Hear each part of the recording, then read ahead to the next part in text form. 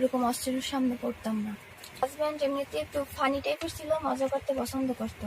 ও আমারে বলছিল যে আমার শ্বশুরের কথা, যে বরগুনার রিফাত শরীফ হত্যা মামলায় মৃত্যুদণ্ডপ্রাপ্ত আয়েশা সিদ্দিকা মিন্নি গাজীপুরের কাশিমপুর মহিলা কারাগারের কন্ডেম সেলে বন্দী রয়েছেন।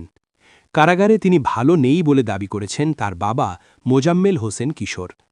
মিন্নির বাবা ঢাকা টাইমসকে বলেন, কারাগারে আমার মেয়ে অর্থাৎ মিন্নি বেঁচে আছে, এটাই আল্লাহর কাছে লাখো কোটি শুকরিয়া। তার শরীরে নানা ধরনের রোগ বাসা বেঁধেছে। এছাড়াও কারাগার কর্তৃপক্ষ আমার মেয়ের সঙ্গে ভালো আচরণ করছেন না বলে একটি বিশেষ সূত্রে আমি খবর পেয়েছি। মিন্নির জামিন চেয়ে আবেদন করা হলেও এখনও সেই আবেদনের শুনানি হয়নি। তবে কারাগার কর্তৃপক্ষের দাবি, কারাগারে মিন্নি ভালো আছেন। রিফাত শরীফ হত্যাকাণ্ডের পর দীর্ঘদিন পুলিশ নজরদারিতে রাখে মিন্নিকে।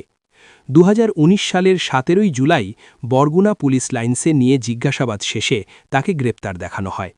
এরপর মাঝে জামিনেও ছিলেন তিনি, পরে সেই জামিন বাতিল করা হয়। সে সময়ে বরগুনা জেলা কারাগারে ছিলেন মিন্নি। এরপর মৃত্যুদণ্ডের রায়ের পর তাকে কাশিমপুর কেন্দ্রীয় মহিলা কারাগারে স্থানান্তরিত করা হয়। কারাগারের একটি সূত্র জানায়, কারাগারের কন্ডেম সেলে সুস্থ আছেন মিন্নি। তিনি প্রতি সপ্তাহে পরিবারের সঙ্গে টেলিফোনে কথা বলেন। কারাগারে মিন্নি কেমন আছেন জানতে চাইলে মিন্নির বাবা মোজাম্মেল হোসেন কিশোর ঢাকা টাইমসকে বলেন, কারাগারে আমার মেয়ে অর্থাৎ মিন্নি বেঁচে আছে, এটাই আল্লাহর কাছে লাখো কোটি শুকরিয়া। তার শরীরে নানা ধরনের রোগ বাসা বেঁধেছে। এছাড়াও কারাগারে দেওয়া খাবার সে খেতে পারে না। প্রিজন ক্যান্টিন থেকে খাবার কিনে খেতে গেলেও অনেক টাকা লাগে। ওখানে একটি ডিমের দাম 80 টাকা, এক টুকরো পোলট্রি মুরগির মাংসের দাম 150 টাকা, একটি ডাবের দাম 150 টাকা। কারাগারে যার টাকা আছে সেই ভালো থাকতে পারে।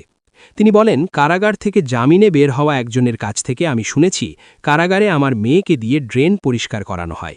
এছাড়াও তাকে দিয়ে নানা ধরনের কাজ করানো হয়। যদি অন্য কেউ অপরাধ করে তবে সেই অভিযোগ আমার মেয়ের ওপরে চাপিয়ে তাকে শাস্তি দেওয়া হয়। অল্পবয়স্ক মানুষ দীর্ঘদিন কারাগারে থাকলে তার মানসিক অবস্থা কেমন হয়? আমি ঢাকায় এসে সংবাদ সম্মেলন করে বিস্তারিত জানাব। মোজাম্মেল হোসেন জানান, তার মেয়ের মৃত্যুদণ্ডের বিরুদ্ধে আপিল করলেও এখনও শুনানি হয়নি। মিন্নির বাবার অভিযোগ অস্বীকার করে কাশিমপুর মহিলা কারাগারের জেল সুপার মোহাম্মদ ওবায়দুর রহমান ঢাকা টাইমসকে বলেন, কারাগারে মিন্নি ভালো আছেন। তিনি একজন মৃত্যুদণ্ডপ্রাপ্ত আসামি। তাকে দিয়ে কোনো কাজ করানোর সুযোগ নেই। আর কারাগারের প্রিজন ক্যান্টিনে একটি ডিমের দাম 20 থেকে 25 টাকা। এক শ্রেণীর দুষ্টু লোক কারাগারের বিরুদ্ধে প্রোপাগান্ডা ছড়াচ্ছে। 2019 সালের 26শে জুন বরগুনা শহরের সরকারি কলেজের সামনে প্রকাশ্যে কুপিয়ে হত্যা করা হয় শাহনেওয়াজ রিফাত শরীফকে।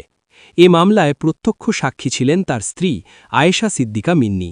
পরবর্তীতে তিনিই হয়ে যান অন্যতম আসামি, কারণ তার পরিকল্পনাতেই প্রেমিক নয়ন বন্ড হত্যা করেছিলেন রিফাতকে।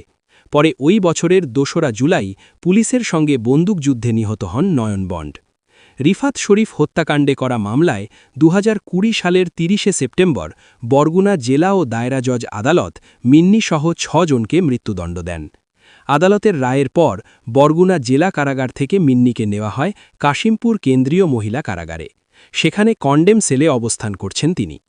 নিম্ন আদালতের দেওয়া মিন্নির মৃত্যুদণ্ডের রায়ের বিরুদ্ধে আপিল করেছে তার পরিবার, তবে এখনও আপিলের শুনানি হয়নি। আলোচিত এই হত্যাকাণ্ডে মিন্নি ছাড়াও অন্য যাদের মৃত্যুদণ্ড দেওয়া হয়েছে তারা হলেন রাকিবুল হাসান রিফাত ওরফে রিফাত ফরাজি, আল কাইয়ুম ওরফে রাব্বি আকন, মোহাইমিনুল ইসলাম সিফাত, মোহাম্মদ রেজওয়ান আলী খান, হৃদয় ওরফে টিকটক হৃদয় ও মোহাম্মদ হাসান। খালাস পেয়েছেন মোহাম্মদ মুসা, রাফিউল ইসলাম রাব্বি, মোহাম্মদ সাগর ও কামরুল হাসান সাইমন। বাংলাদেশ নিউজ, সাথেই থাকুন।